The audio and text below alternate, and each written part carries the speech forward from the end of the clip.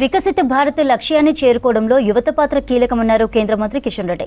సికింద్రాబాద్లోని rail కళారంలో జరిగిన 16వ రోజ్గార్ మేళాకు కేంద్ర మంత్రి కిషన్ రెడ్డి ముఖ్య అతిథిగా అటెండ్ అయ్యారు. 15 విడతల రోజ్గార్ మేళాల్లో దేశవ్యాప్తంగా సుమారు 10,50,000 ఉద్యోగాలు భర్తీ చేశామన్నారు. ఇవాళ మరో 51,000 మందికి కేంద్ర విభాగాల్లో జాబ్స్ ఇచ్చామన్నారు. ఉద్యోగాలను సృష్టించేలా యువతను ప్రోత్సహించాలని మోదీ సర్కార్ ఆలోచన అన్నారు.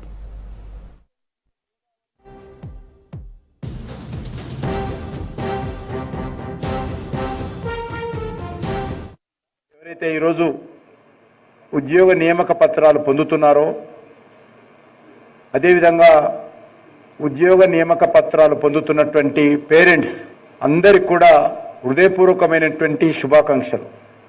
ఇంతకుముందు గణపతికి సంబంధించినటువంటి ప్రార్థన మనం చేశాము.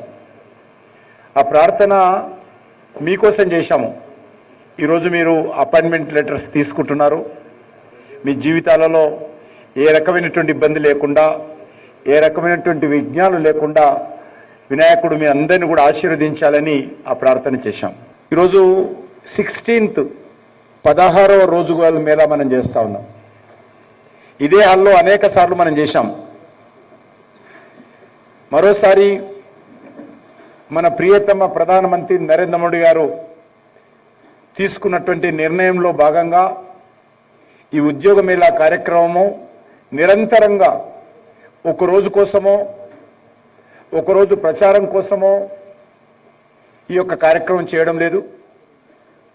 ఎందుకు చేస్తున్నామంటే, అధికారులను ఆదేశించినప్పుడు అనేక రకాలుగా కారణాలతో ఉద్యోగ నియామకాలు ఆలస్యమవుతున్నాయి. అందుకే ప్రైమ్ మినిస్టర్ చెప్పాడు, మీకు చెప్పేసి మీకు వదిలేస్తే మీరు ఆలస్యం చేస్తూ ఉన్నారు, అది స్పీడప్ చేయడం లేదు. కాబట్టి నేనే ప్రతి నెల వర్చువల్గా పాల్గొని అందరు కూడా నియామక పత్రాలు ఇస్తానని చెప్పి ప్రధానమంత్రి గారు చెప్పడం జరిగింది.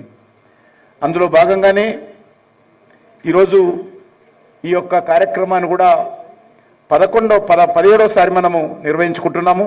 ఈరోజు ఒక నూతన బాధ్యత కలిగినటువంటి జీవితంలో దేశానికి ప్రజలకు సేవ చేసేటువంటి ఒక మంచి అవకాశం.